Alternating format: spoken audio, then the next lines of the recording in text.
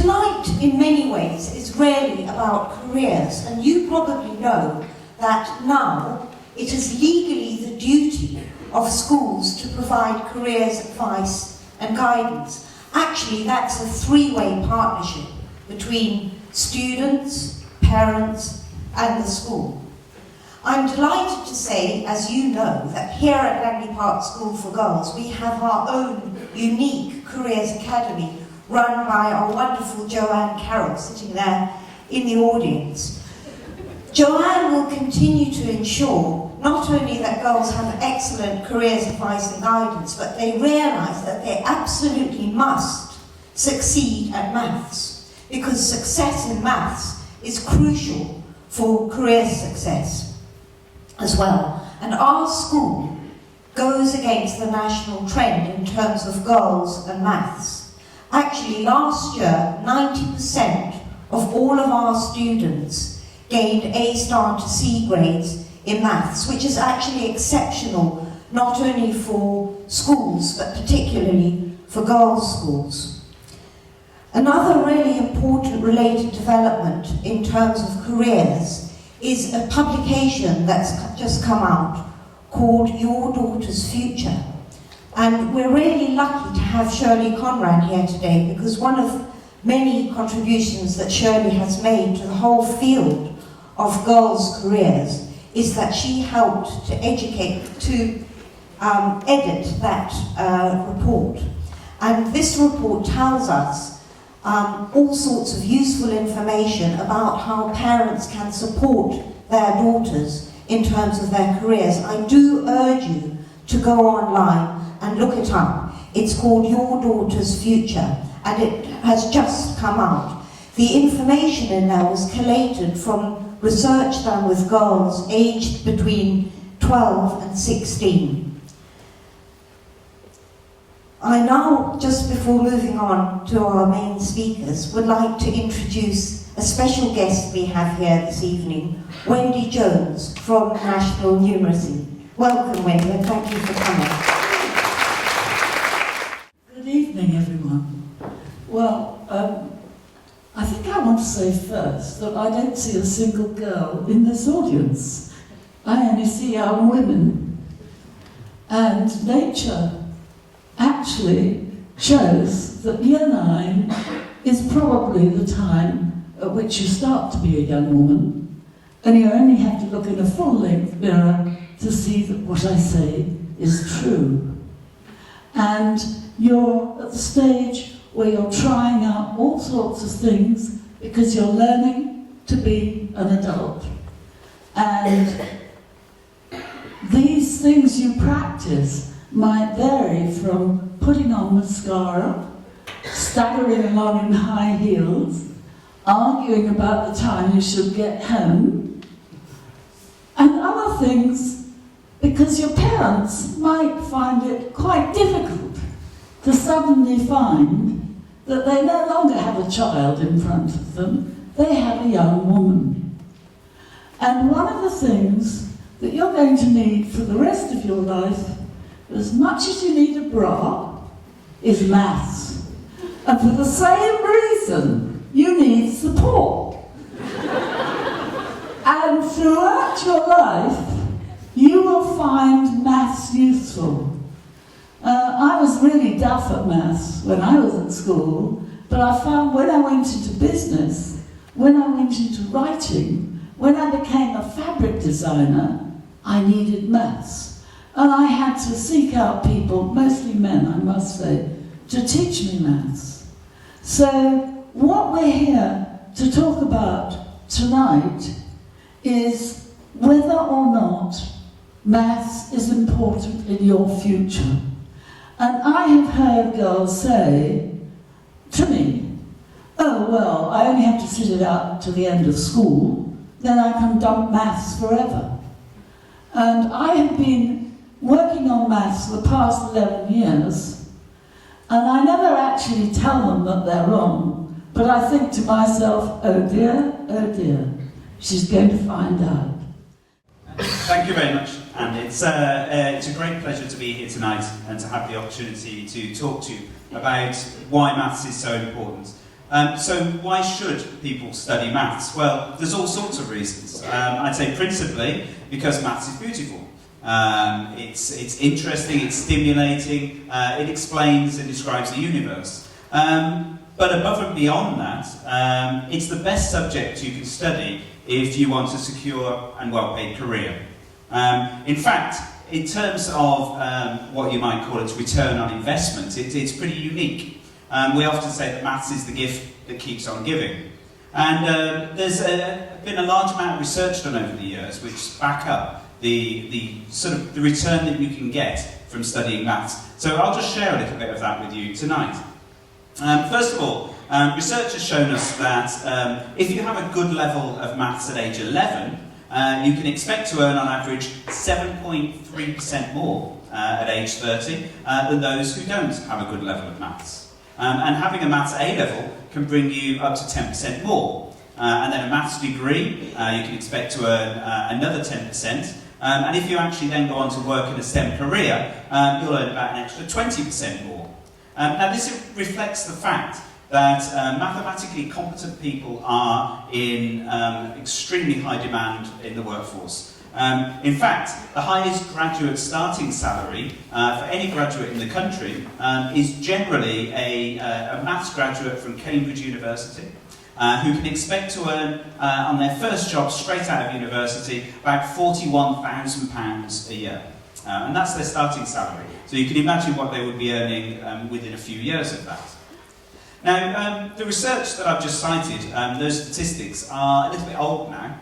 So we recently asked London Economics to do some follow-up research for us. And they studied the British cohort study data, which is a large data set. They've been following people through their careers for the past about 50 years, 40, 50 years, and asking them lots of questions at various points. And in particular, they asked about earnings, they asked about qualifications. So our researchers studied this data, and in particular, the difference with the new research is that they looked at differences between men and women, which hadn't been done before. And surprisingly, they found that the return from mathematics is much greater for women than it is for men, usually about 3 times as much as it is for men. And this adds up to an extra £4,500 a year, every year, between the ages of 29 and 43. Which, as Shirley told me, is almost £100 a week. £100 a week extra. And that's just for having one STEM A-level. And if you're going to have one STEM A-level, it's logical that that A-level would be mathematics. If you study more than one STEM A-level, then you get increased returns. And they also found, actually, that the return from having good math skills at age 11 was much greater than had previously been thought. Now, it's interesting to speculate what the return on investment would be for the young people taking A-levels today. Because obviously this is based on a group of people who, roughly my age, took A-levels a long time ago. So we can't obviously know. The future is inherently unpredictable. But I think it's a pretty safe bet to speculate that in the future, the return from studying maths, particularly to an advanced level like A-level, would be even greater than it is now. And the salaries you can expect to earn would be much, much higher. And it's not only about the actual amount of money you earn, it's about the security of your job. Because people with good math skills are in such high demand, you're much less likely to be made redundant, you're much more likely to be able to do the job that you want to do and the job that you enjoy. So we're very lucky in this country that we have some of the best schools in the world supporting young people to get the qualifications that they need, particularly to get the maths qualifications that they need. Schools are very powerful engines of social change, perhaps the most powerful force in society that we have for changing people's attitudes. And increasingly, our schools are enabling all young women to fulfil their dreams and to take advantages of all the opportunities that the modern world provides. So I'm not really talking about fulfilling your potential. I think calling it potential actually puts a cap on things, because potential is essentially limitless. It's all about how hard you're willing to work. And luckily, with schools like Langley Park, ably staffed by Leslie Hind, the head of maths here, you have all the opportunities that you could possibly need. So I'd like to finish with just an anecdote. Now, as you may be aware, Shirley recently published a book called Money Stuff for Girls, which is available on iTunes, I think. I strongly suggest you look it up. It's a book designed for girls to help them with maths. And when she launched this book a few months ago, she decided to launch the book at the Aston Martin showroom in Park Lane. I don't know if you've been there, but it's quite an amazing place. It was sponsored by Moe, so we had a very good time that night.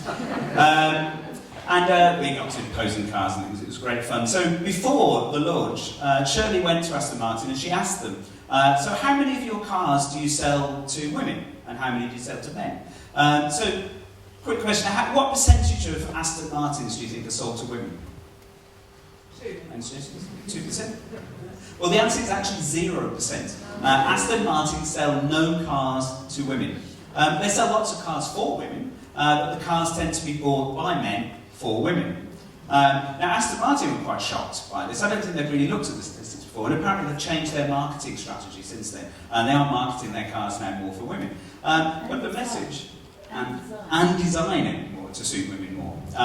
So the message is quite clear then. If you want to buy your own Aston Martin, then you should study maths. Well, thank you very much to all of our speakers. I'm Diane Carrington, and I'm your Chair of Governors, and I'm actually going to be chairing what you've come along for this evening, which is actually the question time, because this is your opportunity to get involved. And in fact, this is a very historic evening for Langley, because we're actually involved in research for maths. We've been undertaking our own research, and I'm sure lots of your Year 9 students here tonight actually took part in our questionnaires. We had questionnaires for Year 9 and for the 6th form, looking at girls' attitudes towards maths. We've also had some in-depth groups with 6th formers talking to them about their attitude to maths and why they've chosen it, why they didn't choose it, why they would like to carry on studying it perhaps. And so this evening we've got a panel here for you, and I'm going to ask the panel to introduce themselves, and then it's going to be your opportunity to ask questions of the panel and also of any of our speakers that you've already heard of this evening. So I'm going to start at this end with Megan. So Megan. Good evening everyone, my name's Megan Powell-Fraser. Don't worry about the pronunciation, just call me Meg. I have many jobs and amazing roles that I do in my little world. A couple of them, I work at Loughborough University, where I run what's called a studio, which is for graduate businesses to help them develop their ideas from just that all the way into sustainable businesses. So I support the entrepreneurs so they don't get swindled by industry, but also helping them understand financially how to run a business and things like that. I also work for the British Council, and I get to travel the world, and I help creative entrepreneurs learn how to take their craft into business. So it's really about helping them understand the world of industries and finances and all of those kind of things. I just want to say a comment that Shirley made, that there's two things you need in life, which are bras and mathematics. And I can vouch for that, because I actually studied at university underwear design. And in that, you need so much mathematics to be any kind of fashion designer. So if there's any girls out there thinking of fashion, take it from me, do maths. I'm going to pass over to Samantha. Hi, I'm Samantha Callum. I've got a doctorate in anthropology, and you're probably all thinking, what's anthropology? Anthropology is the study of culture, and that is the underlying assumptions that are operating in a society and kind of controlling things.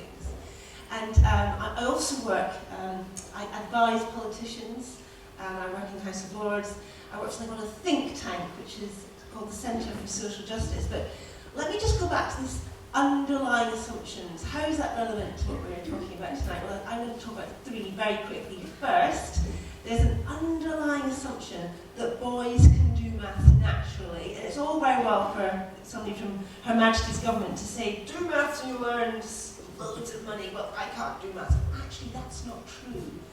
It's about confidence. It's not about ability. I'll come back to that, I'm sure, in the questions. Second, being good at maths isn't very feminine. That's culture. That is not inherently the case. And one third, which is very controversial, I'm going to quickly pass on the microphone when I've said it. I thought what Stephen said about the Aston Martins, this really touched on that. there's something called a Cinderella complex in our society, which is that one day a man is going to look after me and I won't need to do maths anymore.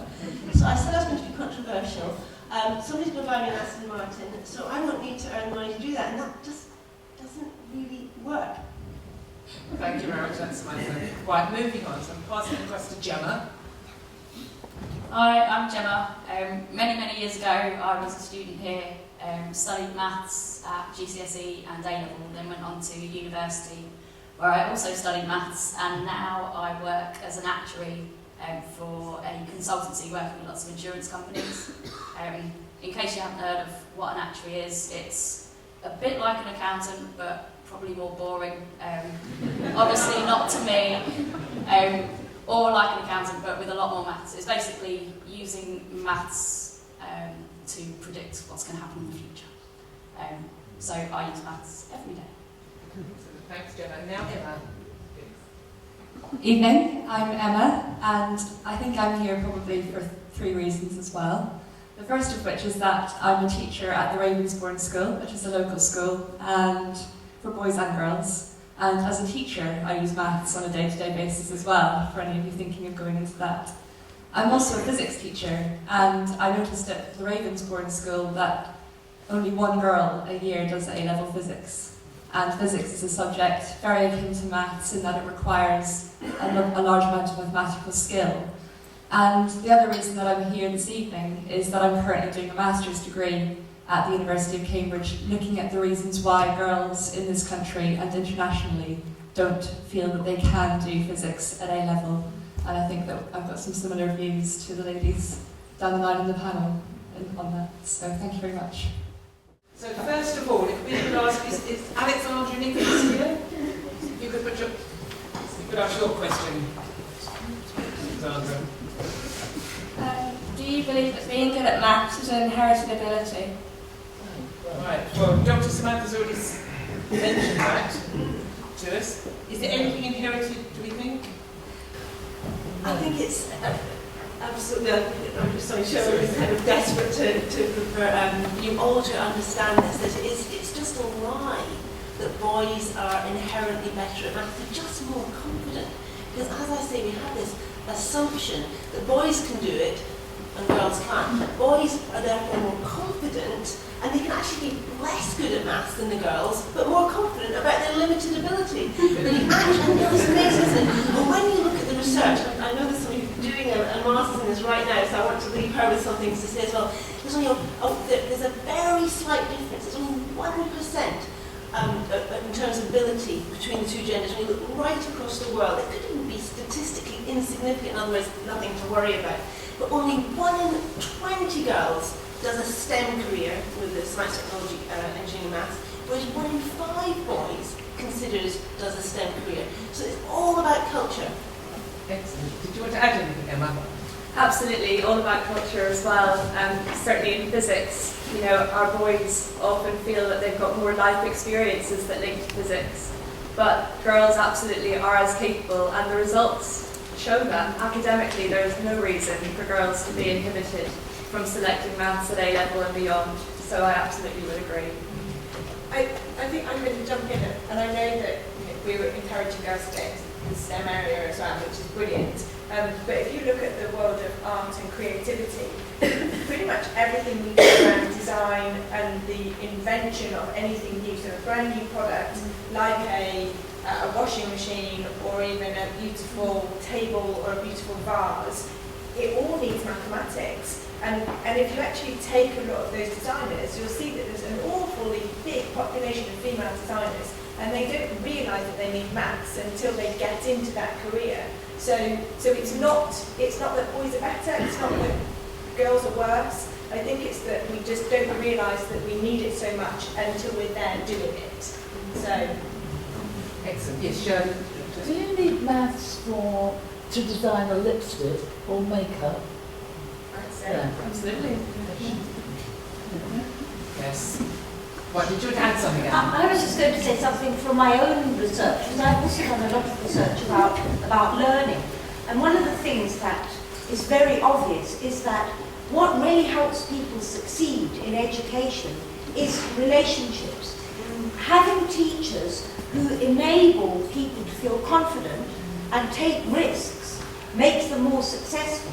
And I personally believe, having worked here for 4 years now, that one of the main reasons why Langley Park School for Girls bucks the trend in terms of girls' achievement in maths is because our girls feel confident in their own ability in maths because our maths teachers have such good relationships with their students and encourage them to take risks and think outside the box. And I think that is a reason why our girls do so well. And I think that and it relates to what Samantha said, you see, about confidence. I really think that that's absolutely crucial. Excellent, thank you. Right, moving on to our second question. We've got another young lady here. Is it Alyssa McGregor? Yes. What is the most important thing maths has helped you with in life? Right. With anyone on the panel? Yes, thank you. I use maths every day, but I'd probably say what's the most important thing maths has helped me with in life is probably patience and perseverance. Maths is often challenging and difficult, and a lot of the time, even though I work with maths day in, day out, often when I'm learning something new, I really think at the start I just can't get my head around this, like it's no good, I'm just ready to give up, do I really need to understand this? But obviously I do, as part of my job. But just in life in general, just having the patience and perseverance to keep plugging away, and actually at the end when you do finally understand it and get to grips with a new concept or something, it's all the more rewarding for having persevered and kind of stuck by it, so that you actually get to the point where you feel like you've really achieved something, rather than doing something that maybe isn't as challenging, but you don't get the rewards. Excellent, thank you, Gemma. Anyone else like to chip in? So this is one of my many tales of my career journey. I used to own a hotel in the French Alps. It's quite a long way away from designing or helping other people I know. But in my day-to-day life running that hotel, I was responsible for doing the bookkeeping.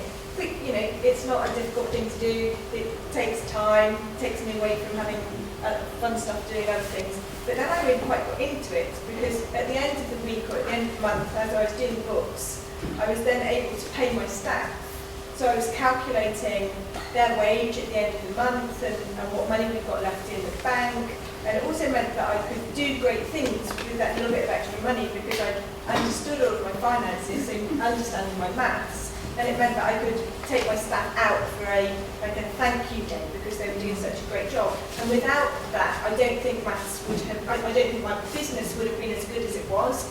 And I absolutely believe that it's all down to maths. I think if I said to you, what do you associate Florence Nightingale with, what would you say? Anyone from the audience, what do you think Florence Nightingale is? Nursing, yes. Do you know she redesigned the whole of the Indian health service, because we used to rule India, from London, using statistics. She waged war against disease with statistics. And I make cases, what do I mean by that? I argue for things with politicians on the basis of statistics. I tell them, you need to do this because the numbers work. So if you want to make a strong argument for something, very often you'll need numbers. And just, I think one more thing I would say, I didn't find maths the easiest subject at school, but the only way I could achieve my ambition, which was to be the first person at my state comprehensive school in Scotland to go to Cambridge, was I just had to do maths. And I just think there's probably people out there who've got an ambition, they think, the maths is going to stop me. But it doesn't need to. As I say, this sense that I'd like to do this, but I'm just up here, I haven't got what it takes. We can just say, no, that is not the case. If maths does not need to hold you back. Excellent, thank you. Right, we're going to move on to our next question, another one from a young lady called Lily Elvery. Is she here? Thank you. What other What other information did you get to state that girls don't enjoy maths? Right, so what information did we get to state that girls don't enjoy maths? I'm going to wade straight in on this one. So someone has to say about reports and statistics and everything else. But when I was at junior school, I was told that I was a pretty dumb blonde by my head teacher. So when it came round to mathematics, he would pat me on my head and go, "Don't worry, you probably won't understand, so no need to bother your pretty little head." So as far as I was concerned, I was not very good at maths. In fact, I wasn't very good at anything. And then I would be working at our family bakery as a member of the family. I was quite young, and my mum would put me on the till, and I'd be serving all of our customers. And at the end of the Saturday, my mum would go, "It's interesting. Your till is the only till that's actually correct and balances." So she watched me do maths. So I'd be adding up the loaves and the cakes and the pies, and I'd jot it all down, and I'd tell the customer that's £5.99, £7.23 fees, and then they'd give me a £10 note, and I'd calculate it back and give it back to them.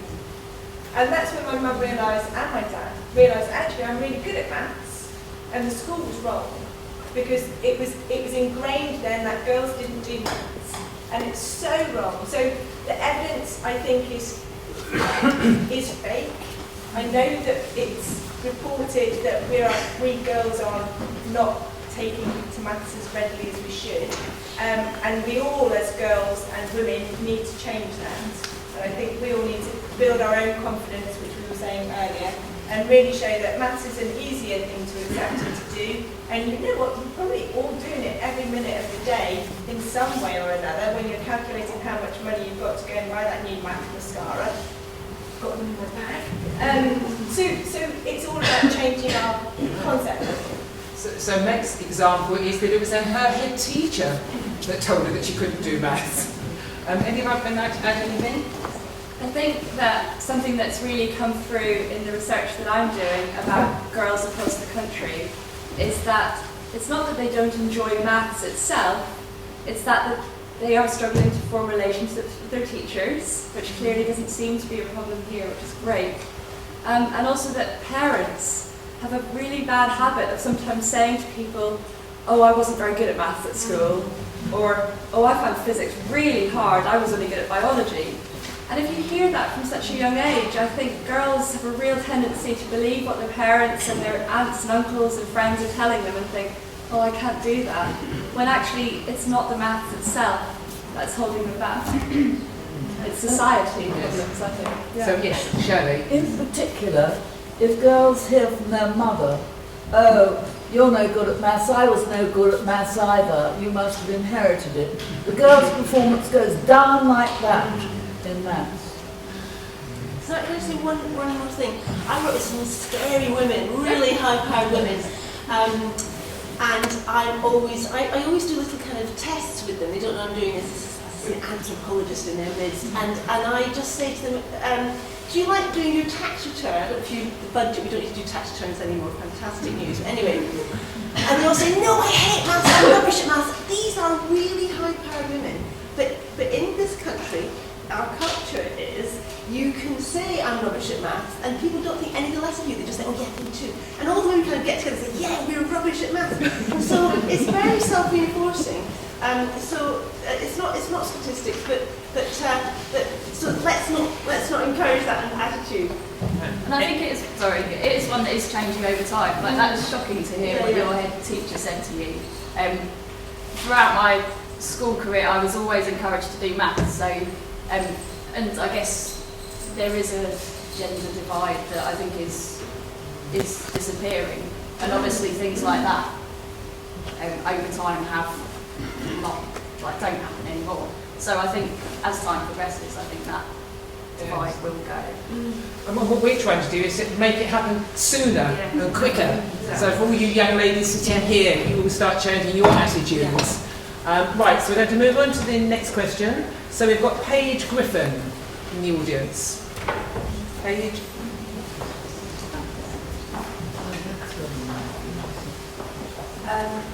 Did you have a positive experience of maths when you were at school, and how has this affected your use of maths in your career? Right. Well, I think we know what Megan's experience was at primary school with maths. Anyone else like to talk about experience? Well, maybe we could go over to Gemma here, who actually had an experience of maths at this school. So you continued with maths. So we hope there was something positive there. Many years ago. I always got a lot of support from my maths teachers. I really enjoyed maths. So I definitely had a positive experience at school. And obviously it has quite heavily affected my career, being in a career that is fully day in, day out maths. But I think a lot of my friends have positive experiences as well, probably to a lesser extent, but they all still use maths in their career as well. I think at Langley there is always the support that you need, but sometimes my friends probably didn't seek out the support that was there as much as they could have done, which probably left them feeling less positive about their experience than possibly me or some other people. So I'd say if there is something you're finding challenging or struggling with, that support is there, you just need to ask for it. I think that's a really good point. Your final point is asking. So when I was in secondary school, I was always asking why, and I think I was known as the why people. But why? Why do you do it like that? But one of the good things about asking why is, why would we use this sum in our day-to-day life? How do we apply trigonometry to the real world, not the world of classrooms? And I really think it's up to us as young women, although I'm not that young anymore, don't do maths because then you realise how old you are. But I think it's up to us as women and especially you girls as young women, to ask your teachers to help you embed maths into your life, rather than going, maths is for the classroom and I don't need it anywhere else. So ask why and how and what can we do and how can we make it all meld together, because then you'll understand and hopefully enjoy maths even more, because then you'll be able to go, I know where I can use this. Yeah, if your school's got a STEM club, I'm sure you've got something that's available for you in science or STEM as well. It's a great opportunity to do some projects that link to maths and where you can really bring all of your subjects together in a real world context as well. I'd highly recommend, if you do have a STEM club or something like that, then please do go along. It will really, really help you to understand why you're doing the maths that you are. And I'm sure lots of young girls here know that we have got a very strong STEM department here, and I'm sure lots of you are already involved. But we want to try to get more of you involved, as Emma's saying. Right, and we're going to have a final question from a young person in the audience, but feel free to join in afterwards. So is Jess Faulkner here?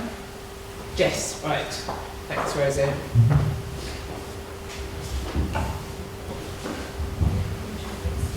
Do you think that boys tend to enjoy maths more than girls, and that is why people think boys are better? Right, so do boys enjoy maths more? We've been talking about the perception of boys and girls in maths, but do boys actually enjoy it, or is that true, or why might it happen? I think one thing I would just throw in is that humiliation, fear of being humiliated, is a really powerful deterrent to learning or doing an awful lot of things. And if you feel like by having a go or putting your hand up and getting the answer wrong, you're going to look really stupid, or a teacher's going to put you down, which I'm sure doesn't happen in this school, but I do know schools where it's happened. That if you're kind of, as I say, your underlying assumption, your expectation going in there, I'm a girl, I'm not very good at maths, I'm more likely to get it wrong than I am to get it right. That fear of failure is really powerful. So you'll be kind of on the wrong foot right from the beginning. So I think if boys are more confident, just kind of because the underlying assumption is, well, we're kind of better at this than girls, aren't we? They're not going to be so fearful of failing. So I think you don't enjoy things when you're fearful, do you? And that's, again, research says girls chalk. They use that expression in the very high-powered research. That they'll learn it, but then when they're about to apply it, maybe stick their hand up in a test, they'll choke and they'll suddenly have this crisis of confidence. And that's because there's this deep underlying fear that actually, I can't do this, why am I even trying? I'd particularly like to ask Shirley to comment on this, because already Stephen's mentioned Shirley's book that she's actually written about maths. Now, the book that she wrote, she actually trialled lots of the exercises at this school a few years ago now. And I sat in a classroom for about 6 weeks with Shirley when she was explaining to the students very, very clearly why she decided to write a maths book and what the old maths books were like. So, well, the reason was that Good Housekeeping, the editor took me out to lunch and said, what's your next book? Because we want to buy the serial rights. And I said, well, my next book is I see difficulty for women in going from being employed to employing. In other words, starting their own business, doing their own thing. And so I'm going to write a book about maths and my experiences in the workforce and my experience of starting businesses. And she said, that sounds to me like 2 books. And I spent the next 10 years investigating maths. And I think, I just want to tell you that I woke up. Let me first tell you how bad I was at maths. When I was at school, I was about 12, and I skipped my maths homework. I was a B student, maybe B minus. Really, that was really pretty bad. And I made a mistake because we were all tested on our homework. And when it got to the girl about 2 doors from me, I put my hand up and said, please ma'am, I have a pain. And she said, where? In my body. Where? In my tummy. Up to the sanitarium. So I was rushed up to the school nurse. She said, where do you have the pain in your tummy? To the left or the right? And I plainly said in the middle. And by this time I was extremely nervous and didn't know how to get out of my lie. So the next thing, my mother was phoned. I was taken home in a taxi by the school nurse. The doctor was called. We went through this routine again in the middle. I ended up in hospital where I had to keep on saying it was in the middle. So they couldn't work out what I had because appendix is on the right side. So just to make sure, after I had been in hospital for 2 months, they opened me for research and took my appendix out and they found nothing wrong in the middle. So I missed the cricket season and the tennis season. And what was even worse is I missed, as I then later found out, was I missed 2 months of maths because I was in hospital. Now, when I started doing things on my own, I found that if you want to do something that other people think is odd, which I do quite often, then you better start your own little business and do it by yourself and grow from there. So I did that, and then I was lucky to make a lot of money. And I couldn't work out why it was disappearing, where it was going. And then somebody said to me, my son said to me, I think you ought to learn bookkeeping, Mum. And I said, what's that? And his PA took me aside, and in half an hour, she taught me the basic theory of bookkeeping, which is absolutely brilliant. And this changed my life forever. And as long as I can, I will do my bookkeeping on a Saturday morning. Because firstly, I don't trust anybody else. And secondly, I just enjoy it so much. I don't expect you to believe any of that, but it's true. Yes, thank you very much, Shirley. Right, what we'd like to do now is to open up the question to the floor. If anyone's got a question that they'd like to ask anyone particularly on the panel, or just a general question. So we've had, right, one at the front here. Thanks, Rosie. Thank you. Thank you. I'm Tim Shingner. I'm one of the governors. Perhaps I could start with you, Stephen. We've heard a lot about educating in maths. When I was at school, we talked about 3 men digging a hole for 6 hours and moving so much, or so many apples and so many oranges, which I have to be honest didn't thrill me in maths either. What are we doing today about educating the educators to make maths and physics and the sciences more interesting for all young people to learn?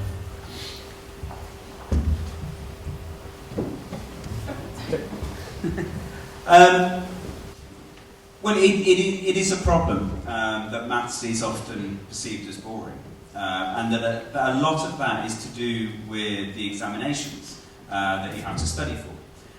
We are sort of aware of this, and we're attempting to change the examination. So, in particular, we've recently introduced this year, in fact, introduced new core maths qualifications, which are designed for people over the age of 16 who aren't doing A-level maths.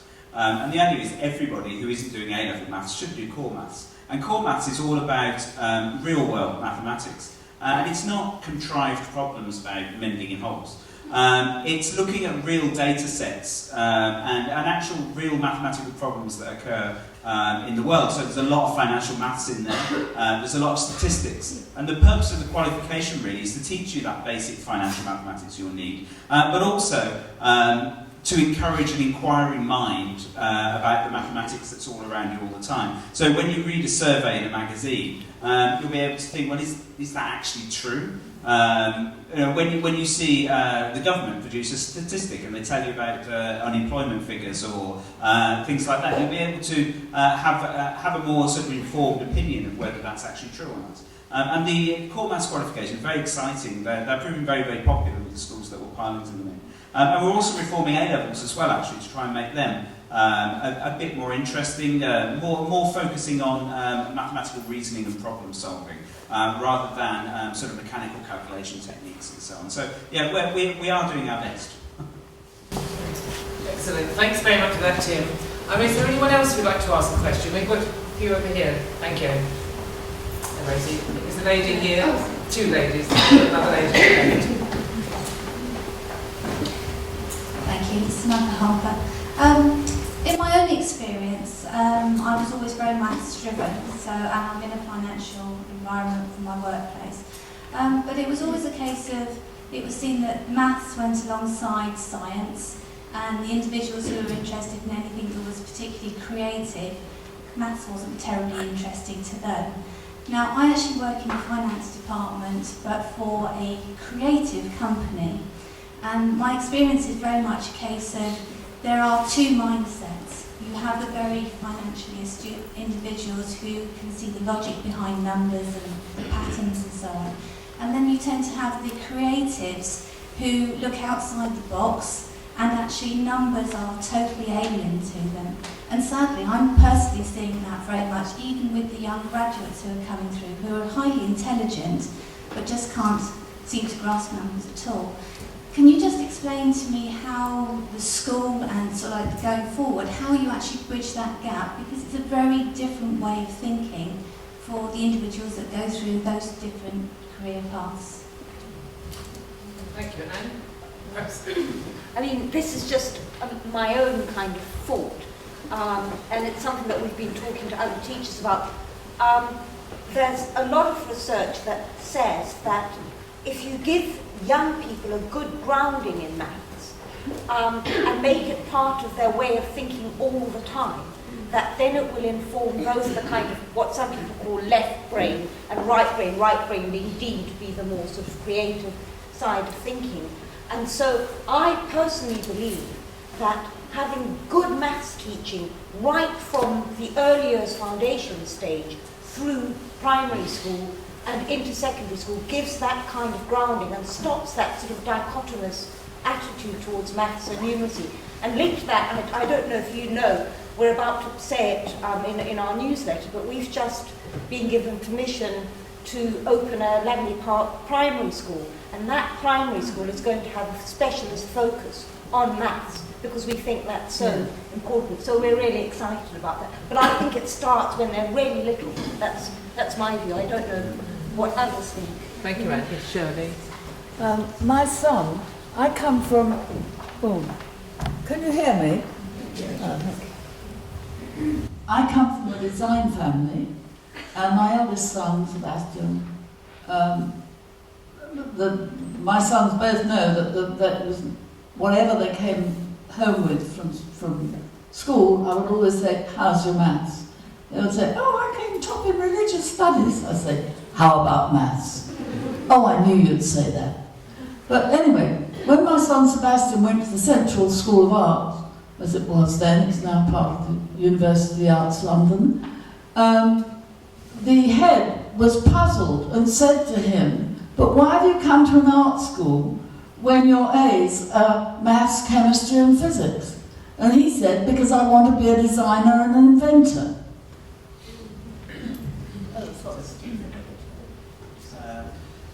Sure, I probably just to add that for many companies these days, the most vibrant new companies, Apple is obviously a clear example there. The holy grail for them is to employ people who are both very technically competent in STEM, but are also very, very creative.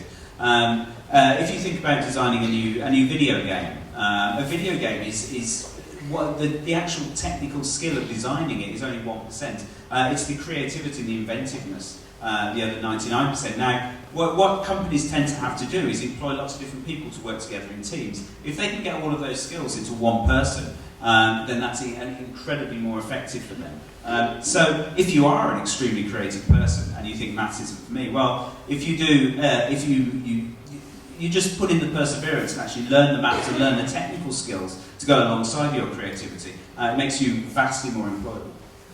Excellent. Thank you, Stephen. Yes. I think everyone's creative. I have no statistics whatsoever to back this up, but I'm 82 years old and I've noticed.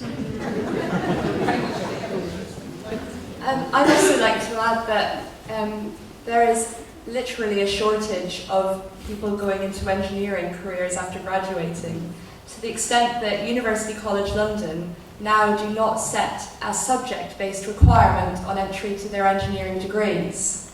They want you to be good at maths at a GCSE standard, but they will take you in if you've got your art and your much more creative subjects, because they want girls. They want numbers in the workplace, and therefore they need girls to enter that workplace as women. So I think it's great that universities are starting to recognise this imbalance maybe between girls' best attributes and boys' best attributes as well. Excellent. Yes, we have Megan, and then we'll have the ladies' question, and then we have to watch our time. Yes. Sorry. Right. So Samantha, your question absolutely resonates with me within my job role at the university. I get graduates from across 10 different schools, so from science backgrounds, art backgrounds, sport, it doesn't matter, we take them all into the studio if they've got a good business idea. And it's really interesting to see their level of confidence, which is the big word of the day, I think, their level of confidence in mathematics. So some of the guys that come through to us, and I say guys, but I mean girls and guys, that come through to us from the design school, that's not the art school, but the design school, are really good at mathematics when it comes to designing. And then I ask them to do a financial spreadsheet, and they haven't got a clue. And they go, oh no, I'm not good at maths.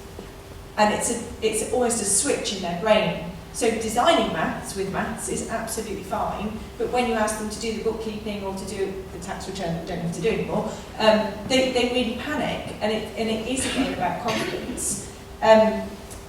At Loughborough, we've really changed the way we are looking at our curriculum. We're the first university to actually embed enterprise in our curriculum, and also in all of our staff's roles. So an enterprise is a very broad sweeping area, but it's helping our graduates look at their degrees and how they can embed their degrees into their life. So how they're going to use their degree when they go out and take their career forward.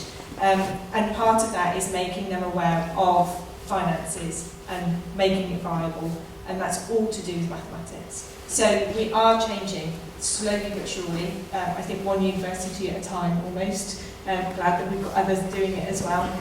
But as Anne said, we really, really need to start it from primary school, from the smallest tot all the way through and making it fun.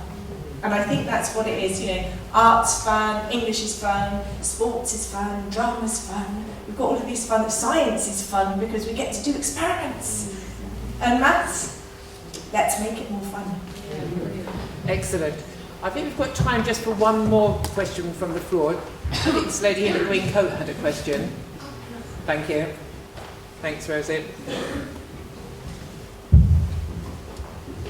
So good evening to everyone. Just asking the question of single-sex schools. Do you find a difference? I attended single-sex school and maths was not a problem in my school. And for the girls, I sent my boys to single-sex school and my daughter now to single-sex because I believe there's a difference when it comes to maths and teaching them things. I don't know, what does the panel think about single-sex schools? Right, does Anne want to start off being head of a girls' school? That's a really brilliant point. And you know, part of the reason why I am head of a girls' school and was head of a girls' school before this is because there is so much evidence now that tells us that in single-gender environments, girls are more willing to take risks than they are in a mixed environment. And I certainly believe, it's again back to the famous word, the confidence. I believe that in this environment, girls feel more confident and this enables them to be more successful. So I totally agree with you. I don't know, I'm sure other people would like to. Well, funny enough, boys actually do worse in single-sex environments, don't they? Girls do better. Boys do better in mixed environments, which is interesting. It depends on the subject, doesn't it? Yeah. Yes. Excellent. Well, we're coming towards the end of our evening. If you had other questions, we are going to be mixing afterwards in the Dalo building, so there'll be lots of opportunity to continue this discussion. Oh, they're waving it back. In the canteen area. Oh, in canteen. Sorry, wrong building. Sorry. It's just outside the canteen that you just walked through. Just to bring us towards the end, I'm just going to take the microphone and just to see if the panellists would like to sum up and make a couple of odd points. So we start in this direction. Or did you want to start? Is that right? Or did you want to start? Did you feel like you had your final point? I think I did my final thing. I think that we need to make maths more fun. Yes, that's a good point. And if I had the opportunity to go back to the beginning of my maths career, adding another career into my package, I think that I would look at maths in a very different light. I wouldn't take the comments that were given to me as a child, I'd probably kick them in the shin right now and say, I don't agree with you, because I think that all girls can be good at maths. I think we can be good at whatever we want to put our mind to, and it is about confidence and empowering yourself with that ability. Excellent. Thank you. My aunt's a mathematician, and she gave me a book called Figuring, The Joy of Maths, and it just used to sit on a shelf in my room, and I would almost be rude about this. I was figuring out what on earth the joy of maths really is. I mean, I think what I'm trying to say is that we're not trying to turn the whole school, the whole kind of girl population, women population in Britain into maths geeks, but it can be one of the strings to your bow. I suppose that's the thing. So don't take. It's not taking this too extremely and feeling like, oh, I'm going to fail unless I'm actually brilliant at maths. But it's not going to the other extreme, thinking I am rubbish at maths. That's really what we're trying to adjust to. There'll be some of you who will never love maths. You'll see a satisfaction in it, but you'll never say I love it, and that's fine. Thank you. Yeah, I guess no one says I can't ride a bike, I just can't do it. And doing anything for the first time does take a while to kind of get the confidence up and get over that initial hurdle, but it is then rewarding. But it does seem like it's acceptable to just say, I can't do maths. But maybe that's the thing that needs to change. So never just think you can't do maths, you just need to persevere. Thanks so much. Yes. I'd say please take advantage of what your school can give you. Always ask if you don't understand. Go to the clubs if you can, if you're available. I know you're all very, very busy young women. And just really work hard at that maths, and you can do it. I would like to say that maths doesn't alter Now, people who studied geography must be having a terrible time. Bombay suddenly becomes Mumbai. You've only just learnt where it is when it changes. Now, maths hasn't changed since before 1066. 2 and 2 equals 4, and they always will. And the point of maths, to me, is it builds like a skyscraper. And you build on what you've already learnt, then you go on a step. But if you miss a few, if you have scarlet fever or whatever, and miss a few lessons, unlike other subjects, it's very difficult to catch up with maths by yourself. But it's really worth it. And I think there is a guilty secret among people who work in maths, and that is, it's really fun. But we don't expect anybody to believe that. You have to find out. And I'd just like to make a plea, really. We've spoken a lot about maths tonight. We haven't really mentioned further maths. I'd just like to say, if you're considering doing maths, you should also consider doing further maths A-level as well. It's a fantastic A-level, one that's increasingly gives you an advantage to get into the very top universities and onto the very best educational courses there are around. And one of the interesting things about further maths is if you look at the grades that people tend to get in further maths, virtually everybody who takes it gets an A or a B. Very, very few people get the lower grades. And even though that might sound like a good thing, what it actually means is that further maths tends to be reserved for the very high flyers, the people who are perceived to be having extremely high ability in mathematics. And actually, it shouldn't be. There are a wide range of people who will benefit from doing further maths. So as you look at A-level choices, consider further maths as well.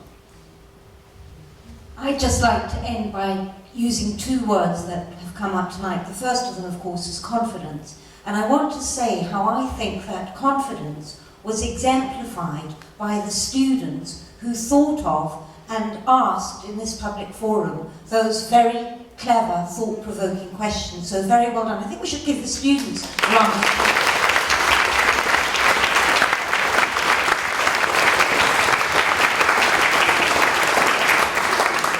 And I do firmly believe that confidence is something that our school is trying to help all of our students develop, and that our maths department plays a tremendous role in developing the confidence in maths. So I think they should have a round of applause as well.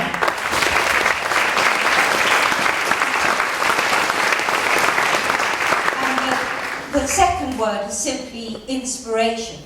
I hope that more of the girls sitting here will be inspired to do A-level maths. A-level maths is a great thing to do. Think about it and aim towards it. As Stephen has said, it will enhance your earning prospects as well. And talking about inspiration, what an inspiration Shirley Conran is. How much she's helped all of us think about everyone's future. And Shirley has inspired many girls at this school, not just the students in the audience. So let's say a big thank you to her.